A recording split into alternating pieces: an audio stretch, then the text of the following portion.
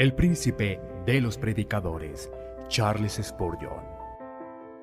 Narrado por Samuel Andrés Chaparro Sandoval.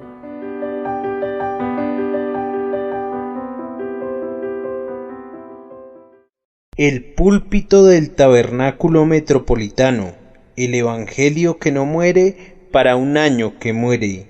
Sermón predicado el domingo 20 de octubre 1889 por Charles Haddon Spurgeon en el Tabernáculo Metropolitano, Newington. Porque aun siendo nosotros débiles, a su tiempo Cristo murió por los impíos. Romanos capítulo 5, versículo 6. Queridos amigos, cualquiera que sea la condición de un hijo de Dios, no está sin esperanza. Un creyente en el Señor Jesucristo puede ser probado duramente, de manera que sus aflicciones puedan multiplicarse y ser muy intensas, pero aún en esa condición tiene esperanza.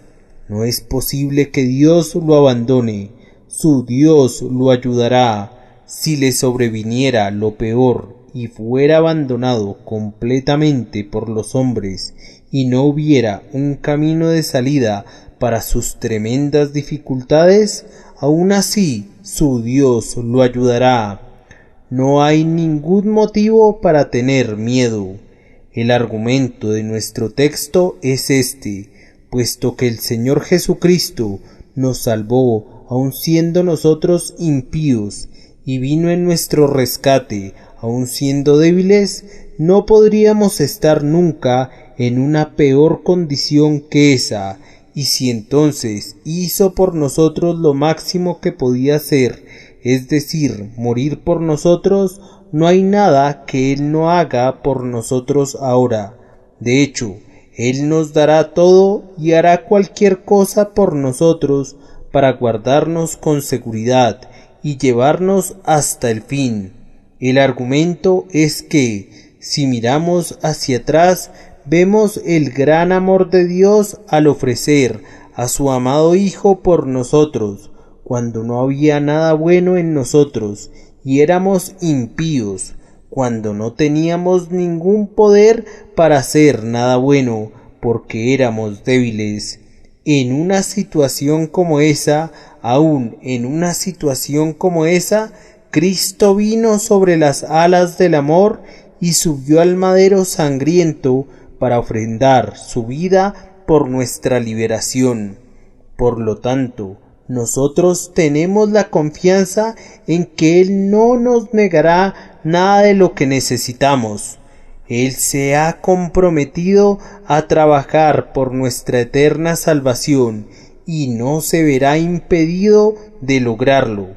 Él ha hecho ya demasiado por nosotros como para arrepentirse de su propósito, y aún en nuestra peor condición, aunque estemos en esa condición esta noche, podemos apelar a Él confiadamente y estar completamente seguros de que Él nos llevará a las alturas del gozo y la seguridad. Ese es el sentido del texto y del sermón esta noche. Hay tres grandes temas de consolación sugeridos por el texto. El primero está en las palabras Cristo murió por los impíos. El segundo está en el versículo Cristo murió por nosotros, aun siendo nosotros débiles. Y hay una rica vena de consuelo en la tercera frase. Cristo murió por nosotros a su tiempo. A su tiempo Cristo murió por los impíos. El tiempo es a menudo un elemento muy importante cuando uno está en problemas. Justo a tiempo, Cristo vino a liberarnos y eso hará nuevamente. El primer punto de consuelo en nuestro texto es este: si algún hijo de Dios hoy se encuentra dolorosamente consternado y doblegado a causa de algún problema, imaginando que Dios lo va a abandonar, mejor que primero medite en estas palabras: Cristo murió por los impíos. Me gustaría que esta frase fuera puesta en las esquinas de cada calle. Cristo murió por los impíos. Me temo que eso generaría muchas observaciones al respecto. Muchos la patearían con indignación, pero habría otros que darían saltos de gozo al verla. Cristo murió por los impíos. ¿Realmente quiso decir eso? La noción común, que generalmente no se expresa en tantas palabras, pero que se alberga en muchas mentes, es que Cristo murió por la gente piadosa, que Cristo murió por los buenos, pero el texto dice: Cristo murió por los impíos. Fiel es esta palabra y digna de toda aceptación, que Cristo Jesús vino al mundo para salvar a los pecadores. Repito que la noción común, creída aunque inexpresada, es que Cristo vino al mundo para salvar a los santos.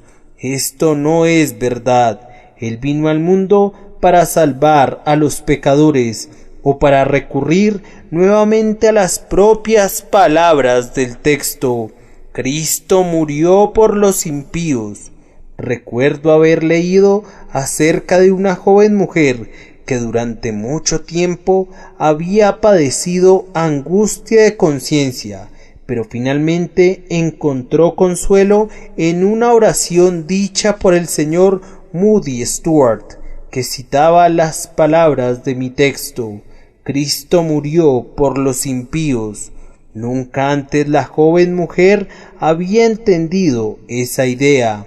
Siempre había tratado de encontrarse algo bueno y pensaba que si pudiera identificar alguna cosa buena en sí misma, entonces sabría que Cristo murió por ella. Pero fue como una nueva revelación cuando entendió verdaderamente que Jesucristo vino al mundo para salvar a pecadores, que murió por los impíos. Esto debe ser cierto, ya que la Escritura lo establece claramente. Cristo murió por los impíos. Debe ser cierto, ya que, en primer lugar, no había nadie más por quien morir, sino los impíos. En la misma epístola, Pablo afirma que toda la humanidad, tanto judíos como gentiles, están bajo pecado, pues está escrito: no hay justo ni aun uno, no hay quien entienda, no hay quien busque a Dios. Todos se apartaron a una, fueron hechos inútiles, no hay quien haga lo bueno, no hay ni siquiera uno. El apóstol resume todo con una condenación que abarca a todos: no hay justo ni aun uno. Por tanto, si Cristo murió por alguien, debe haber muerto por los impíos, ya que toda la raza humana ha degenerado a esa condición, y ese es el estado por naturaleza de cada hombre que es nacido de mujer. Algunos son abiertamente impíos, algunos son religiosamente impíos, que es una condición muy peligrosa, ya que es engañosa, porque tiene la forma de piedad, pero niega su poder. Entonces, este primer punto está muy claro: Cristo debe haber muerto por los impíos, ya que no había nadie más por quien morir. Seguidamente, sólo los impíos necesitaban que Él muriera por ellos. Si tú eres piadoso, si tú eres bueno, si has guardado perfectamente la ley de Dios, ¿qué tienes que ver con Cristo? Ya eres salvo. De hecho, no estás perdido y, por tanto, no necesitas la salvación. Si has guardado todos los mandamientos desde tu niñez, muy bien puedes decir: ¿qué me hace falta? Si eres tan bueno que difícilmente puedes ser mejor y tienes el más respetable traje de justicia propia, para presentarte ante Dios, yo pregunto nuevamente, ¿qué tienes que ver con Cristo? ¿Por qué tenía Él que morir por un hombre que no tiene ningún pecado que necesite ser lavado? Oh, ustedes, justos con justicia propia, miren las chispas de su propio fuego, ya que Cristo no encenderá ningún fuego por ustedes. Oh, ustedes que creen que su propio carácter ya es lo que debe ser y cuya esperanza descansa en esa falacia. Repito, ¿por qué habría Cristo de ser médico de quienes no están enfermos? ¿Por qué habría de dar limosnas a quienes no son pobres? ¿Por qué habría de ofrendar su vida por el pecado de quienes no tienen ningún pecado? Cristo murió por los impíos, porque nadie, sino los impíos, necesitaban que muriera por ellos. Hay un punto que debemos enfatizar. Cristo ciertamente murió por los impíos. Su forma de muerte fue precisamente la que los impíos merecían. Él murió sentenciado por la ley, murió clavado en un madero, murió la muerte de un malhechor, en medio de dos ladrones, murió en la oscuridad clamando, Dios mío, ¿por qué me has desamparado? Él no murió por haber pecado él mismo, sino murió como los pecadores deben morir, ya que cargó sobre sí los pecados de los impíos, y al sustituirlos sintió el azote de Dios que debía haber caído sobre los impíos.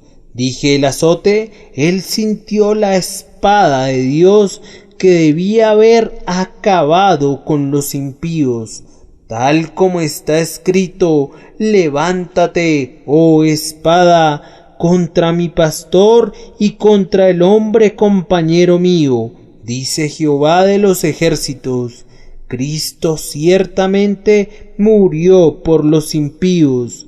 Nos dicen que murió para confirmar su testimonio y, al respecto, su muerte no es diferente de la muerte de cualquier mártir que muere para confirmar su testimonio.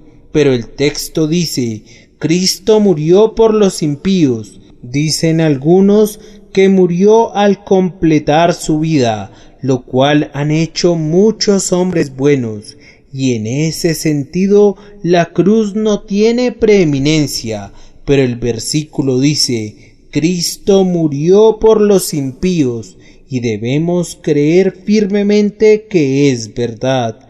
Él mismo llevó nuestros pecados en su cuerpo sobre el madero. El castigo que nos trajo paz fue sobre él, y por sus heridas fuimos nosotros sanados. Algunos dan la vuelta y dicen, esa es tu teoría de la expiación. Perdónenme, esa es la expiación. No es una teoría en lo absoluto, y no hay ninguna otra expiación, sino la de Cristo en sustitución del impío. Él murió, el justo por los injustos, para llevarnos a Dios. Esta es la única y verdadera doctrina de la expiación, y todo aquel que la reciba será confortado por ella, pero todo aquel que la rechace lo hace a riesgo de su propia alma. Cristo murió por los impíos. No puedo decir palabras más sencillas que las que Pablo, inspirado por el Espíritu Santo, ha escrito. Allí están entre nosotros y están ante nosotros. Cristo murió por los impíos. Ahora, pues, quiero que ustedes, que son el pueblo de Dios, tomen el argumento que hay en esta verdad. Si Cristo llevó a cabo este acto de coronación al morir por los impíos, ¿Piensan que Él rechazaría alguna vez al hombre que tiene paz con Dios? Lean su versículo nuevamente. Habiendo sido justificados por la fe, tenemos paz con Dios por medio de nuestro Señor Jesucristo. Ahora bien, si Él murió por ti cuando no tenías paz con Dios, cuando de hecho no tenías ningún Dios, cuando eras impío, esto es, sin la influencia de Dios, cuando eras enemigo de Dios, haciendo obras perversas, si Cristo murió por ti, entonces ¿no te salvarás ahora? Si sientes dentro de tu corazón hoy una dulce reconciliación con Dios, tu Padre Celestial, entonces no importa cuál sea tu problema. No pienses que Dios pueda abandonarte. No importa la profunda depresión de tu espíritu. No pienses que Dios pueda abandonarte. Él, que murió por ti cuando eras impío, ciertamente te salvará ahora que tienes paz con Dios por medio de Él. Más aún, cuando hayas leído esas palabras del primer versículo, tenemos paz para con Dios por medio de nuestro Señor Jesucristo. Continúa leyendo el segundo, por medio de quien también hemos obtenido acceso por la fe. Entonces, tú eres uno de esos que pueden acudir a Dios cuando quieras y hablarle como un hombre habla a su amigo. Por la fe tienes el permiso de acudir a Dios en la oración y en la alabanza y caminar con Dios en la luz, ya que Él está en la luz. Por favor, querido amigo, si Cristo murió por ti cuando estabas muerto, cuando eras impío, te dejará, podrá dejarte ahora que te ha permitido el acceso al Padre por medio de Él mismo. Entras y sales de su casa como el hijo nacido en ella, y si te amó de tal manera que murió por ti cuando eras un extraño para Dios, ¿piensas que te abandonará ahora que tienes el acceso a Dios por medio de Él? Prosigue y encontrarás que está escrito: y nos gloriamos en la esperanza de la gloria de Dios. Apenas hace poco, tú lo sabes, no tenías esperanza de gloria, no esperabas llegar al cielo algún día. ¡Qué pobre alma eras tú! Tu gloria era tu vergüenza, tu gloria era el placer y las ganancias del mundo, pero ahora tú te regocijas en la esperanza de la gloria de Dios. Dios te ha dado esa buena esperanza a través de la gracia. Algunas veces, cuando todo te sale bien, te subes a la cima del monte claro y mirando hacia la ciudad celestial te parece que casi ves su luz. Algunas veces, cuando tienes el viento a tu favor, has escuchado algunas notas perdidas de las arpas de los ángeles y has deseado estar entre ellos. Algunos de ustedes saben que la esperanza de gloria a menudo se ha encendido en sus corazones. Entonces, pues, amados, si el Señor les ha dado esa esperanza, ¿podrá fallarles? Si Cristo murió por ustedes cuando no tenían ninguna esperanza, cuando no querían tener una esperanza, cuando eran impíos, piensen en el peso de este argumento para ustedes, que se gozan en la esperanza de la gloria de Dios. Es más poderosa que miles de poderosos martillos, porque convierten añicos cualquier duda. El que murió por los impíos ciertamente salvará a aquellos que tienen una buena esperanza del cielo. Además, ustedes están ahora tan lejos de ser impíos que el amor de Dios es derramado abundantemente en sus corazones por medio del Espíritu Santo que les ha sido dado. Ustedes saben que esto es así, sienten que Dios los ama. Si no lo sienten hoy, lo han sentido antes. Se han dado cuenta del amor de Dios en sus corazones, como si se hubiese abierto un frasco de perfume de esencias de rosas y el perfume hubiese llenado todo su espíritu.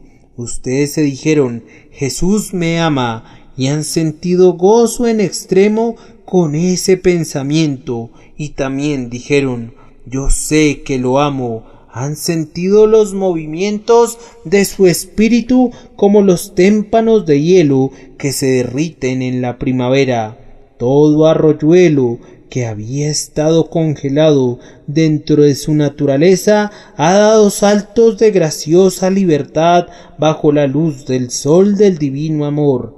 Ahora, pues, piensan que el Señor les ha enseñado alguna vez a amarle y les ha mostrado su amor y aún así les ha de olvidar. Me dirán ustedes, oh Señor, usted no sabe cuán terrible es mi prueba. No, la verdad no sé, pero su Padre Celestial sí sabe. Y si Él los amó cuando todavía eran impíos, lo hará a un lado ahora que ha derramado con plenitud su amor en el corazón de ustedes. Oh, pero he perdido mi sustento de pan. No sé de qué voy a vivir. No, pero tienes al Dios vivo del cual depender y, después de dar a su Hijo para salvarlos, ciertamente les dará el pan, no les dejará morir de hambre. Ah, pero mi querido Señor, el amado de mi corazón ha muerto. En el cementerio está enterrado quien fue objeto de todos mis amores. ¿Así es la cosa? Yo pensé que quien fue objeto de tus amores se había ido arriba a la diestra del Padre. ¿No es así? Ah, eso no es lo que quiero decir, Señor. Quiero decir que perdí a alguien a quien amaba tiernamente. Sé que lo perdiste, pero ¿piensas que el Señor te ha dado la espalda porque ha permitido que te sobrevenga esta prueba? ¿Puede abandonar alguna vez a aquellos por quienes murió? Y si murió por ellos cuando eran impíos, ¿no vivirá ahora para aquellos en cuyos corazones ha derramado abundantemente su amor por medio del Espíritu Santo? No puedo resolver esto por ustedes. Quiero que vayan a casa y lo resuelvan ustedes mismos. Si alguno de ustedes se encuentra abatido, aquí está la primera fuente que conforta, donde pueden beber a grandes sorbos del divino consuelo. Cristo murió por los impíos. Ciertamente Él ayudará a aquellos que confían en Él. Ahora acudimos a una segunda fuente para ver si también podemos extraer aguas de consuelo de ella, de conformidad con nuestro texto. Cristo murió por nosotros, aun siendo nosotros débiles. Aquí solamente debo mencionar una palabra o dos, ya que el tiempo no permitiría elaborar más. Primero, nos encontrábamos naturalmente en una condición perdida a consecuencia de la caída, cuando venimos a este mundo y vivimos en él durante muchos años siendo débiles para hacer lo que es justo. Cuando comenzamos a despertarnos un poco a los pensamientos de Dios y de las cosas divinas, escuchamos la predicación de la verdad, pero aún no teníamos poder de ir ni siquiera al Evangelio.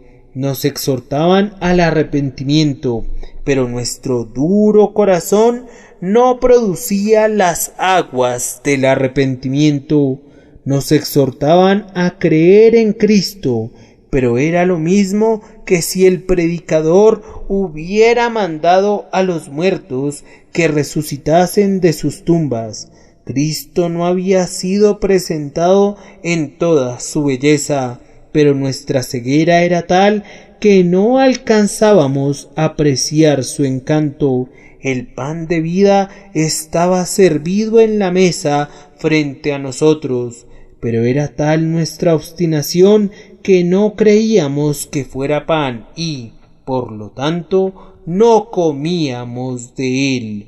Éramos débiles.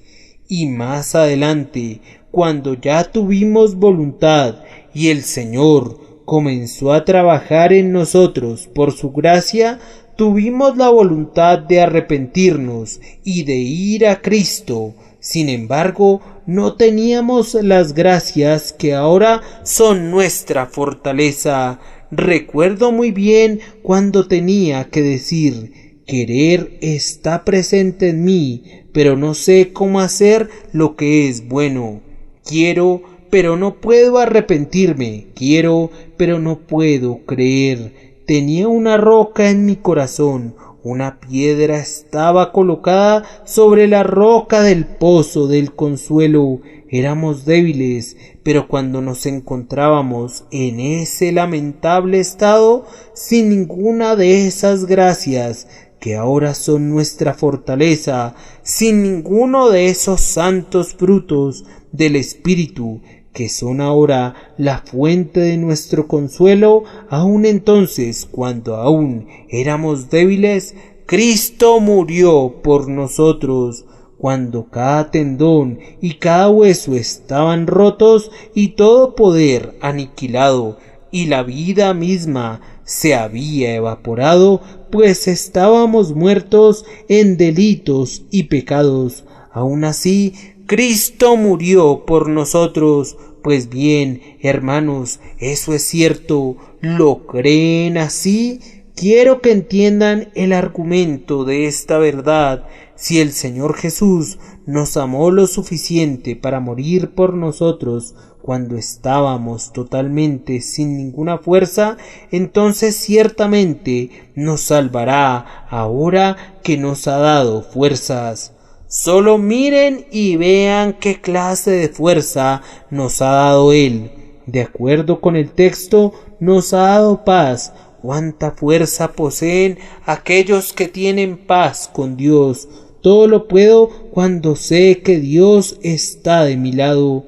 Ahora bien, si Él me dio la fuerza que proviene de la confianza depositada en Él y de la perfecta reconciliación con Él, ¿permitirá ahora que el enemigo me destruya? No puede ser. Además de paz, nos ha permitido el acceso a Él.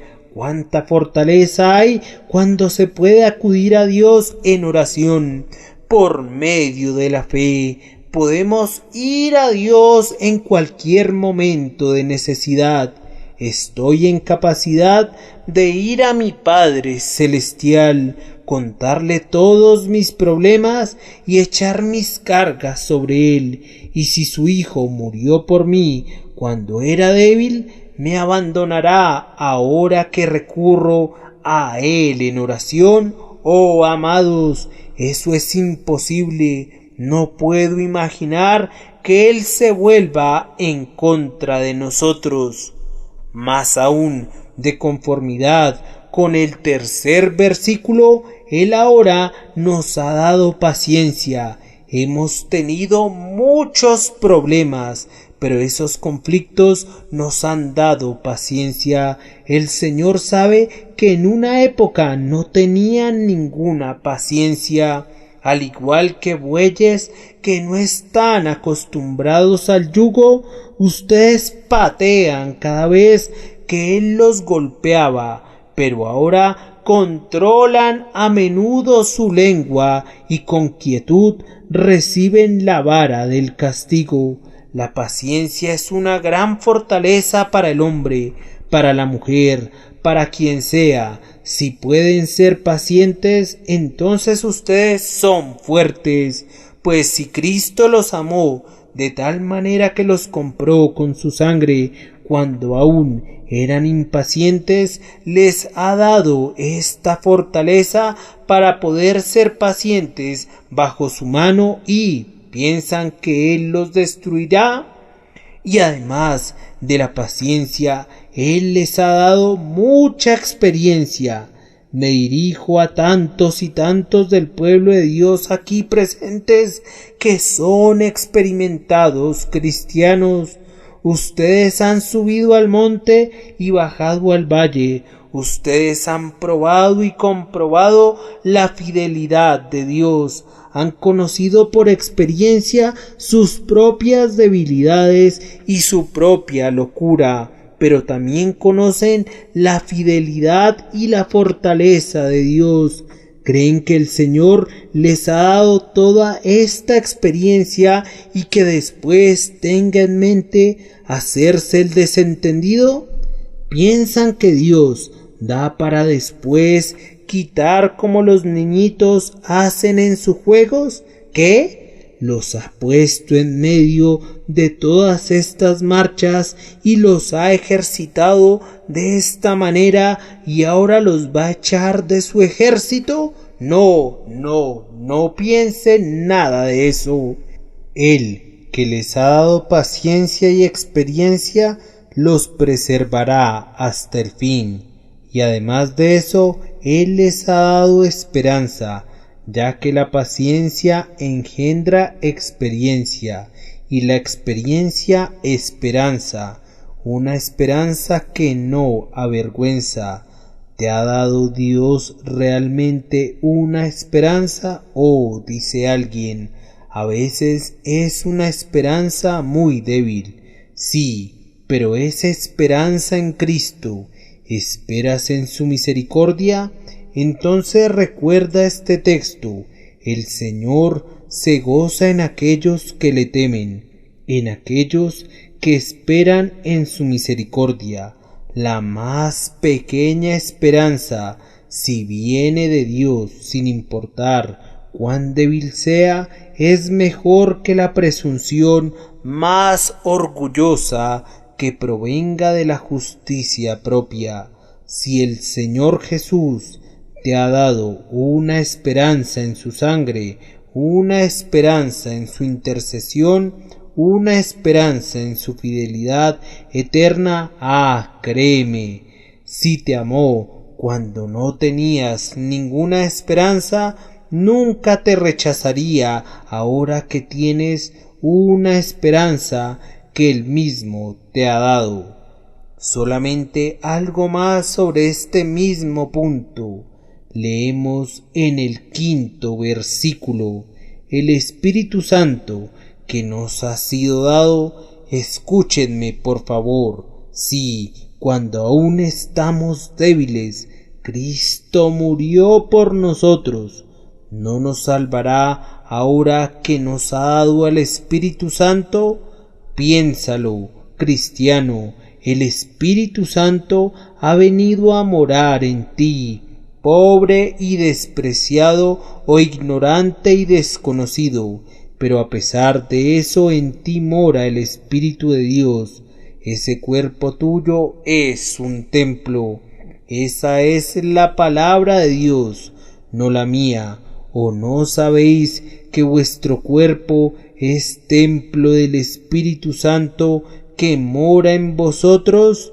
Ahora pues, si Cristo te compró con su sangre cuando aún no eras templo, sino un lugar manchado, no sé a qué vil cosa compararte permitirá que te doblegues ahora que Él te ha convertido en un templo y el Espíritu Santo ha venido a morar en ti.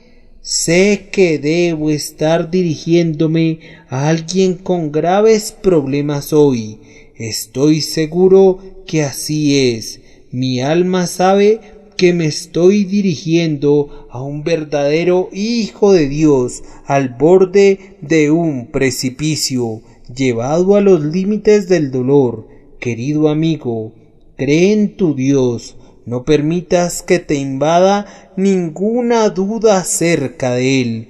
El Hijo de Dios murió por ti en la cruz cuando eras impío y débil, y no puede ser, ni debe ser, ni llegará a ser que Él tenga el menor deseo de desecharte, ni que su amor por ti cambie en lo más mínimo. Mi hermano, yo te diría sobre tu problema de hoy lo que Esperanza le dijo a Cristiano cuando se encontraba en el río de la muerte y gritaba: «Me hundo en aguas profundas». Esperanza le dijo: «Mantén tu buen ánimo, mi hermano, porque puedo tocar el fondo y es bueno.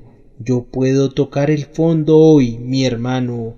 Aun si tú no puedes hacerlo, es bueno el fondo y nunca podrías ser arrastrado más allá si tú estás confiado en Jesús, Él que te ha traído al agua. Si hace que la marea suba hasta tu barbilla, también te enseñará a nadar.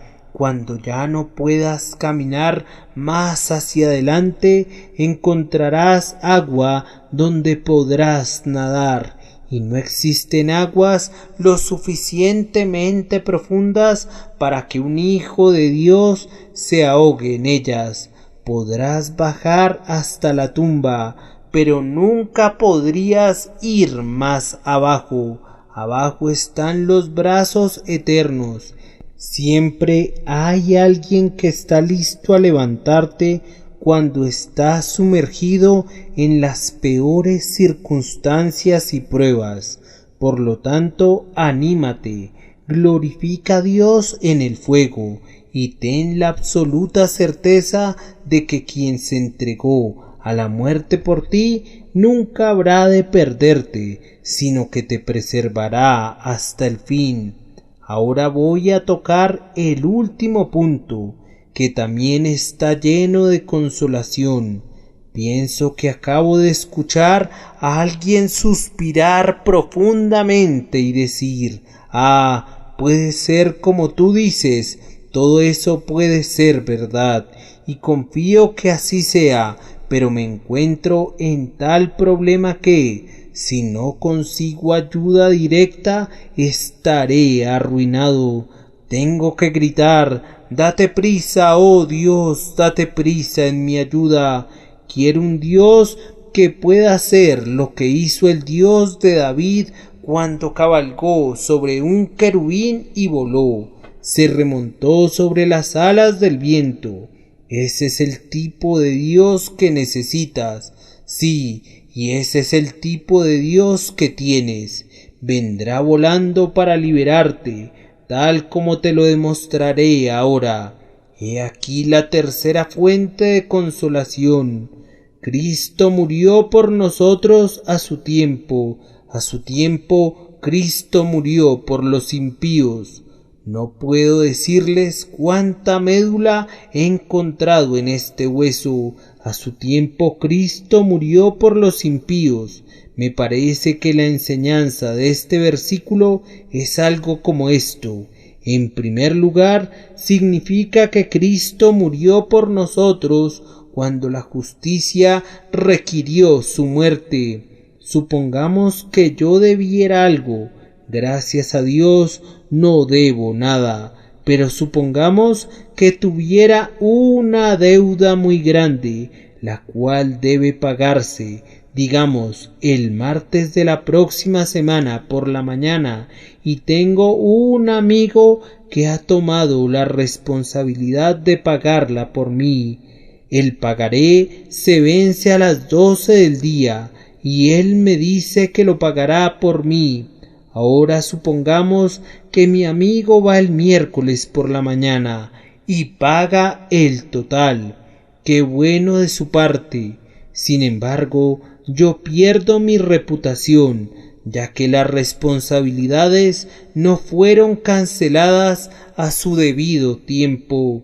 no puede cumplir con el vencimiento del pagaré a las 12 del día del martes. Cierto, solo fue un retraso de 24 horas, pero aún así ya no tengo la reputación que tenía en la actividad en que me desenvuelvo. Me he convertido en un pagador moroso. Ahora me gusta pensar en este hecho, que yo, un pobre pecador, hundido en deudas hasta la coronilla frente a la justicia de Dios, no solamente le he pagado todo por medio de mi gran fiador, sino que le he pagado a tiempo. A su tiempo Cristo murió por los impíos.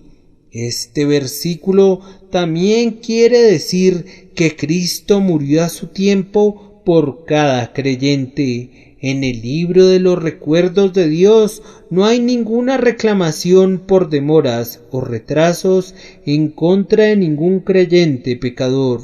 No hay ninguna nota allí que diga: el fiador de este pecador murió fuera de tiempo. No, sino que cuando la justicia demandó el pago de la deuda, la justicia recibió el pago total de la amada mano que fue clavada en la cruz por mí. A su tiempo Cristo murió por los impíos. Fue el tiempo establecido en el decreto eterno. Fue el tiempo acordado en el eterno consejo de la gracia. Y Cristo estaba allí a la hora exacta, subió al madero en el día prefijado para terminar con la transgresión y poner fin al pecado y para traer la justicia eterna. Él hizo expiación por los impíos y murió por ellos a su tiempo. Bien, ¿se dan cuenta hacia dónde me dirijo?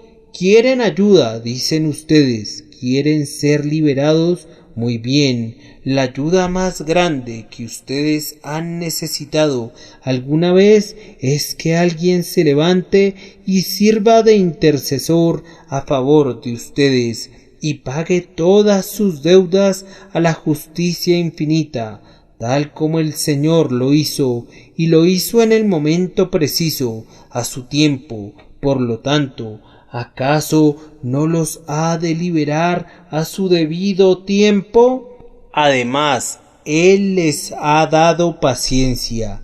La tribulación produce perseverancia. Él les ayudará antes de que se acabe su paciencia. No puedo aguantar más, dice alguien. No tienes necesidad de aguantar más. El Señor viene en camino para liberarte. Y antes de que se acabe de todo la paciencia que la gracia te ha dado, Él vendrá a ti. Lee la siguiente frase: y la perseverancia produce carácter probado. Tu experiencia, para que te sea útil, tiene que ser dolorosa. Si no es dolorosa, no será ya más una experiencia beneficiosa para ti.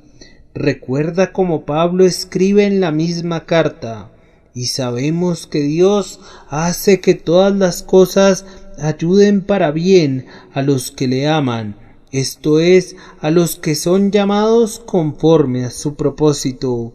Y si Él te ha llamado, permitirá que sufras hasta tanto que tu experiencia del sufrimiento te sea para bien, pero no más. A su tiempo Él te sacará de esa experiencia dolorosa, y Él te sacará de allí antes que tu esperanza sea avergonzada.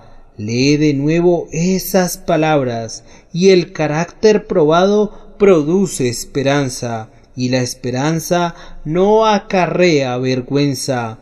El Señor no permitirá que tu problema se prolongue tanto que debas decir: yo fui engañado, debo dejar de ser cristiano. Dios no te abandonará a la hora de la necesidad. Él te ayudará a su debido tiempo, antes que tu esperanza moribunda exhale su último suspiro.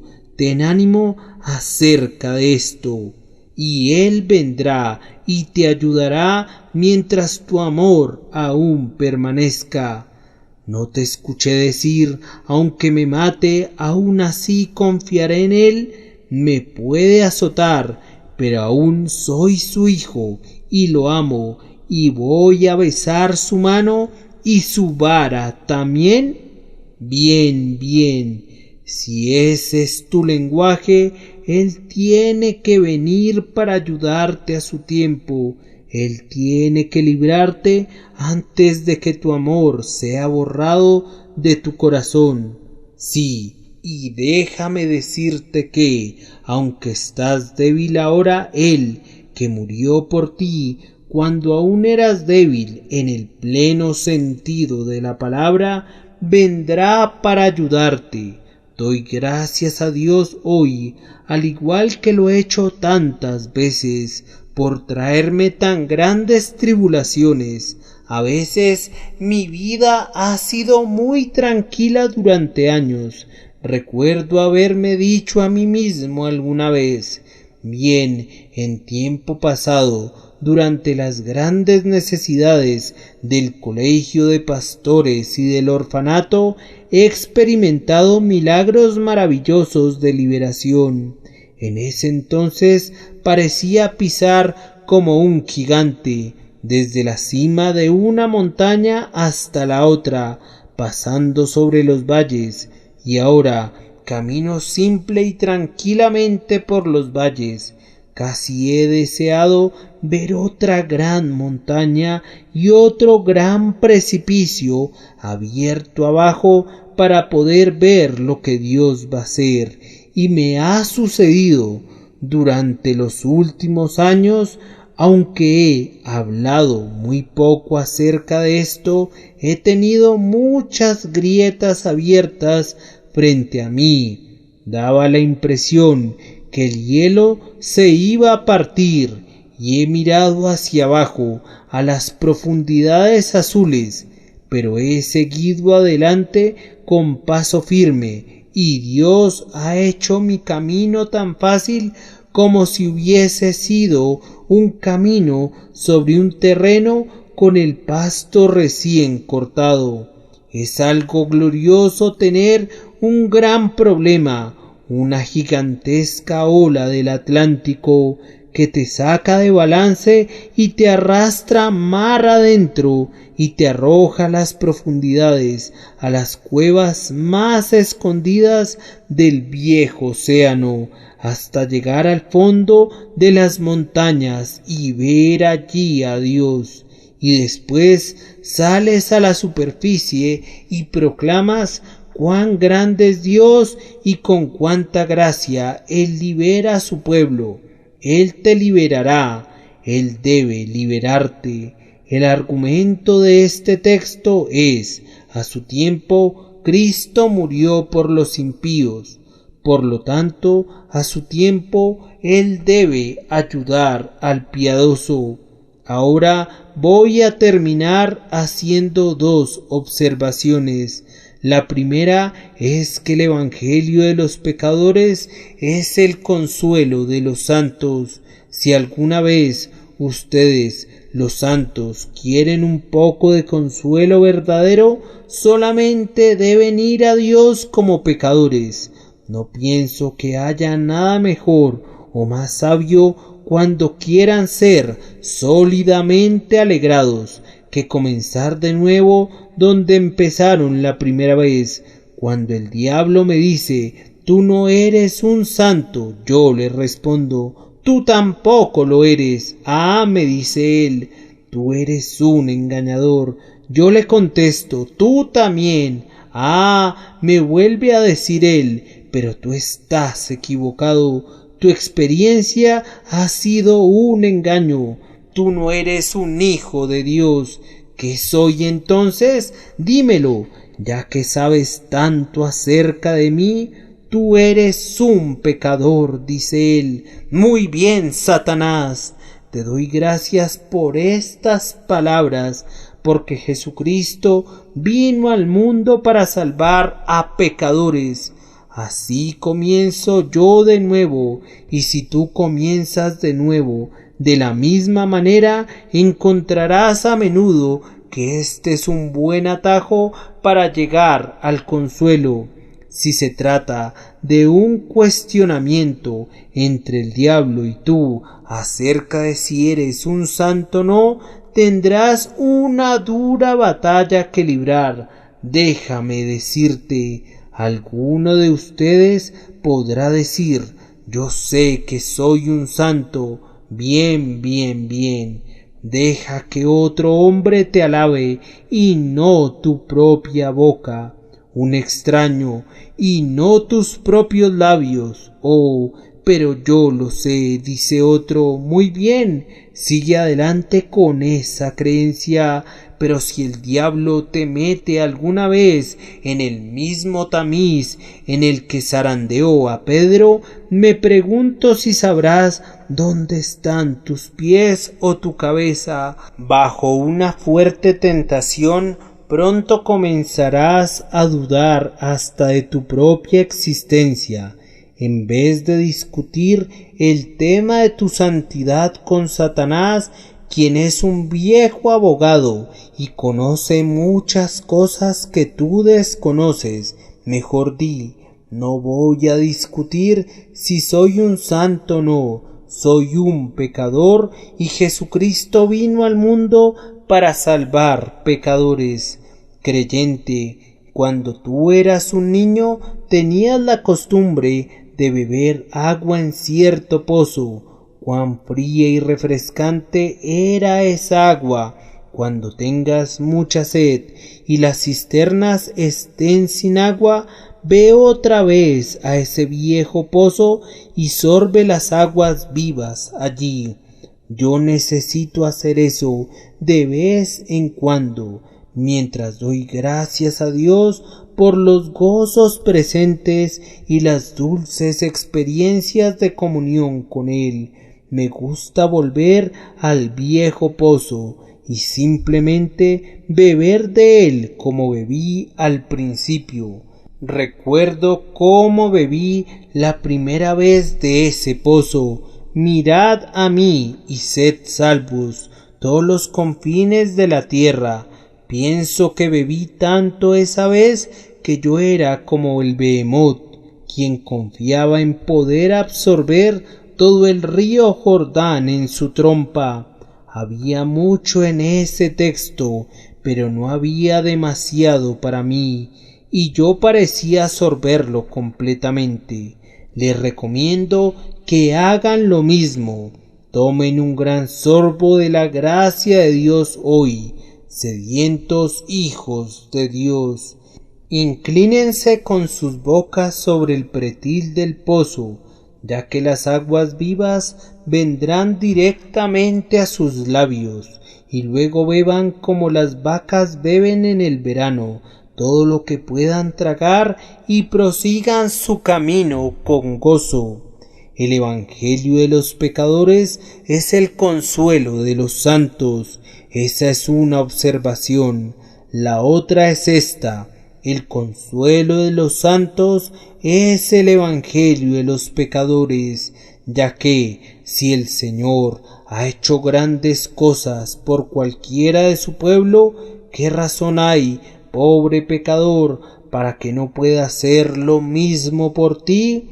Si el Señor Jesucristo ha amado a Jacinto Hernández, ¿por qué no habría de amar a Conchita Hernández? Y si el Señor Jesucristo ha salvado a Tomás González, ¿por qué no habría de salvar a Cristóbal González?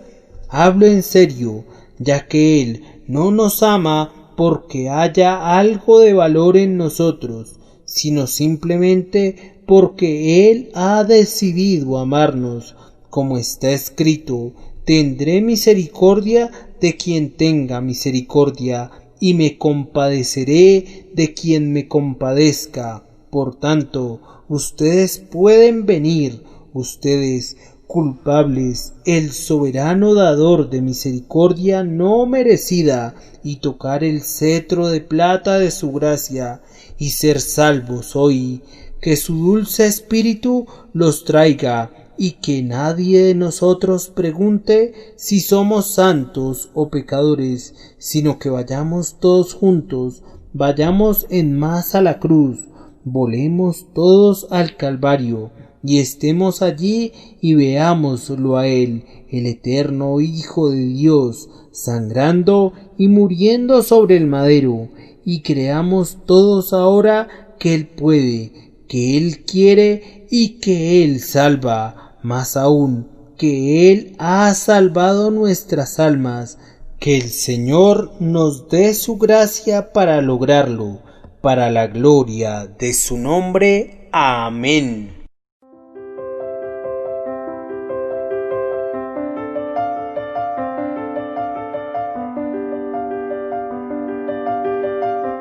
El príncipe de los predicadores, Charles Spurgeon. Narrado por Samuel Andrés Chaparro Sandoval.